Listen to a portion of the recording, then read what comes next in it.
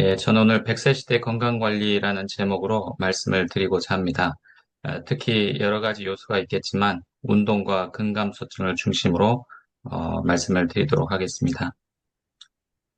예, 2009년에 유엔의 세계인구 고령화 보고서에서는 100세 장수가 보편화되는 세대를 호모 헌드레드라고 명명을 하면서 100세 시대를 예고한 바 있습니다.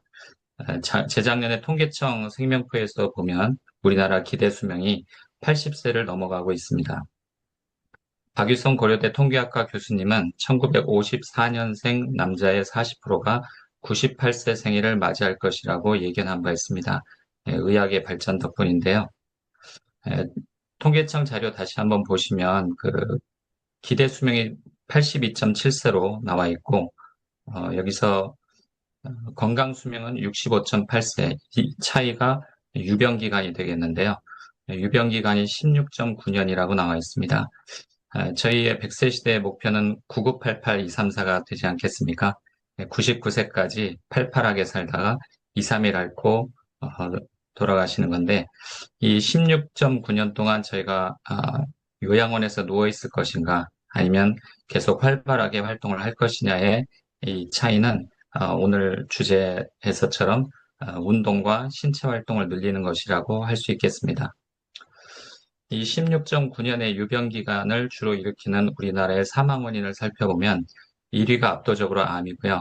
그다음에 심장 질환과 뇌혈관 질환 같은 동맥경화 질환, 그리고 폐렴, 자살 이런 것이 우리나라 사망 원인 5위까지 질병들입니다. 여기서 폐렴은 폐렴 예방 접종을 통해서 어느 정도 예방을 할 수 있기 때문에 아직 폐렴 예방 접종을 안 하신 분들은 꼭 가까운 병원이나 보건소 가셔서 백신 접종을 하시기를 권유드리고요. 나머지 암과 심장질환, 뇌혈관 질환, 자살까지도 어느 정도 운동이 굉장히 큰 역할을 할 수가 있습니다. 그래서 이 네 가지, 다섯 가지의 이 사망 원인들이 우리나라 사망 원인의 50%를 차지한다고 볼 수 있고요. 이 암의 원인을 살펴보면 흡연이 압도적으로 3분의 1의 원인을 제공하지만 그와 거의 비등하게 식이, 비만, 신체 활동, 운동이 여기 또 한 3분의 1의 원인을 차지하고 있습니다. 그래서 국가암정보센터에 들어가 보시면 국민암 예방 수칙에 금연과 금주, 그리고 좋은 항산화 음식, 발암 물질이 포함된 음식을 조심하면서 주 5회 이상 하루 30분 이상의 적절한 강도의 운동을 할 것을 권유하고 있고요. 또 심뇌혈관 질환 예방에 있어서도 금연 금주와 건강한 식사와 함께 여기서도 매일 30분 이상의 운동을 권유하고 있습니다. 100세 시대 저희 우리나라 사람이 제일 무서워하는 게 치매인데요. 치매를 예방하기 위해서 지금 굉장히 활발한 연구가 많이 돼가고 있는데 뇌의 인지능, 예비능을 올리는 것과 뇌의 손상을 줄이는 것, 그리고 뇌 염증을 줄이는 여기에 공통 분모가 또 유일하게 놀랍게도 운동이라고 되어 있습니다. 신체 활동 부족이 이런 심혈관 질환, 암, 치매에 아주 독이 된다는 것은 이미 70년 전 논문에서 밝혀진 바 있습니다. 란셋이라고 세계 2대 의학 학술지에서 심장혈관 질환과 직업상 신체 활동에 대한 그런 논문이 발표된 바 있는데요. 여기서 1년 동안 3만 1,000명의 런던 대중교통 종사자를 대상으로 심근경색 사망 확률을 비교를 했었습니다. 2층 버스와 전철의 승무원, 이렇게 활발하게 움직이는 일을 주로 하는 그런 승무원은 심근경색 사망 확률이 1,000명당 6.4명인데 반해서 운전기사, 가만히 앉아서 일하는 그런 분들은 0.9명, 2배 차이죠. 이것은 이제 체형을 보정한 후의 결과이기 때문에 평소에 규칙적인 신체 활동이 얼마나 중요한지를 여기서 이미 밝힌 바 있습니다.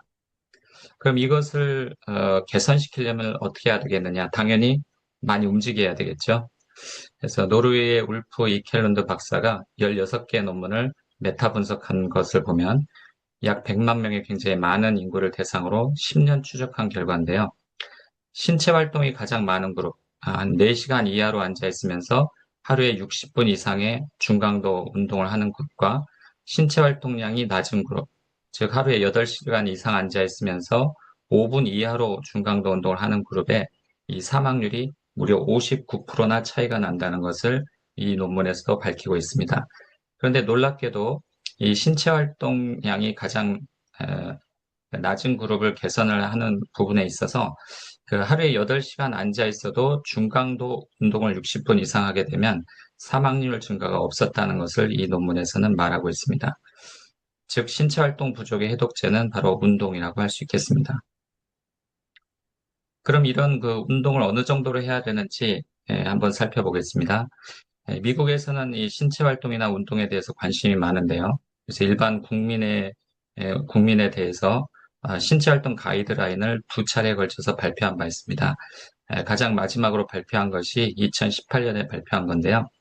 여기 보면 일반적인 성인들에게 있어서는 일주일에 중강도 유산소 운동을 150분에서 300분, 혹은 고강도 유산소 운동을 75분에서 150분을 하도록 권면하고 있습니다. 하루에 결국 중강도 운동은 30분 이상, 고강도 운동은 15분 이상을 하라는 건데요. 어, 이것을 바탕으로 2023년에 한국인을 위한 신체활동 지침서도 발간이 되었었습니다. 어, 유산소 운동과 함께 여기서는 근력 운동까지 제시를 하고 있는데요.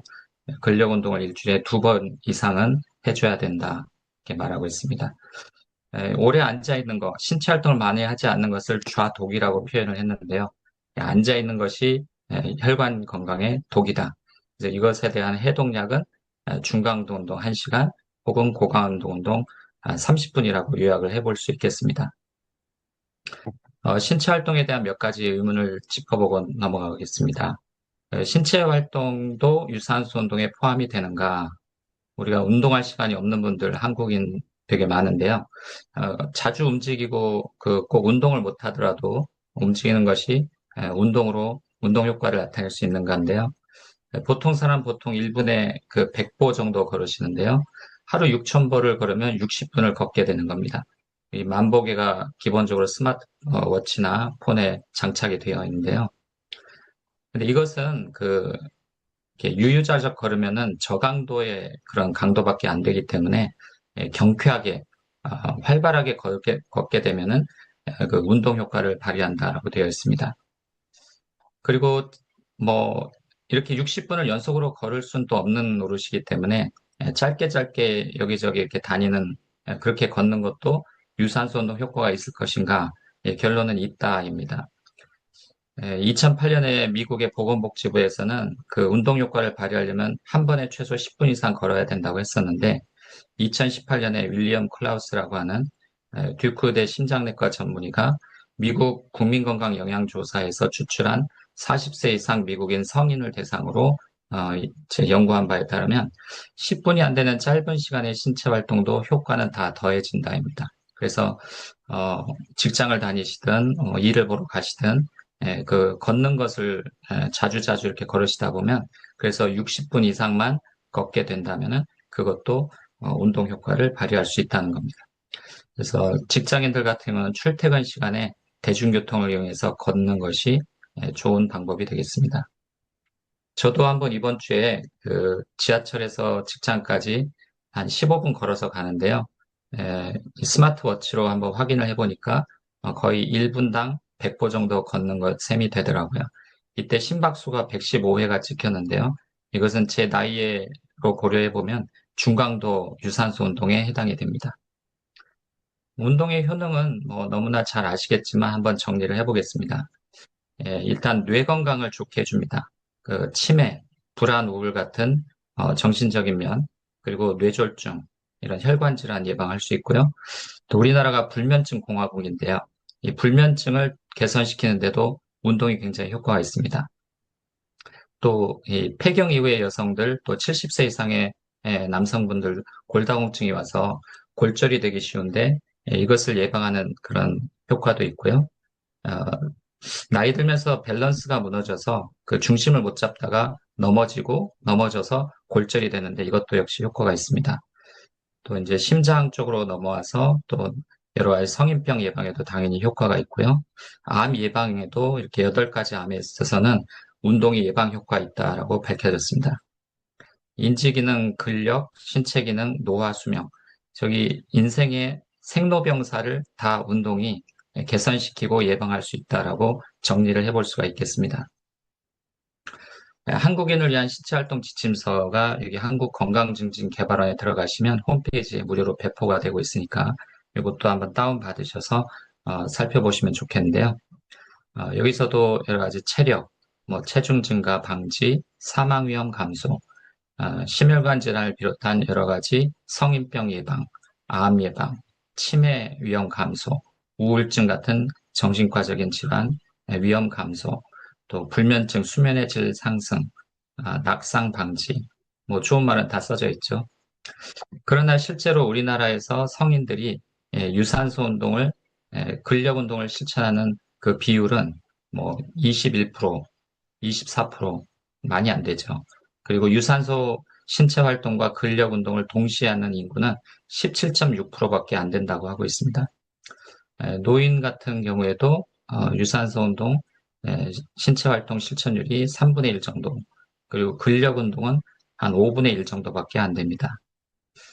그래서 아까 미국인의 신체 활동 가이드라인에서 제시했듯이 일주일에 1시간 정도의 중강도 유산소 운동이나 30분의 고강도 유산소 신체 활동과 함께 근력 운동 이렇게 하는 것이 결론적으로 요약을 해볼 수 있고요.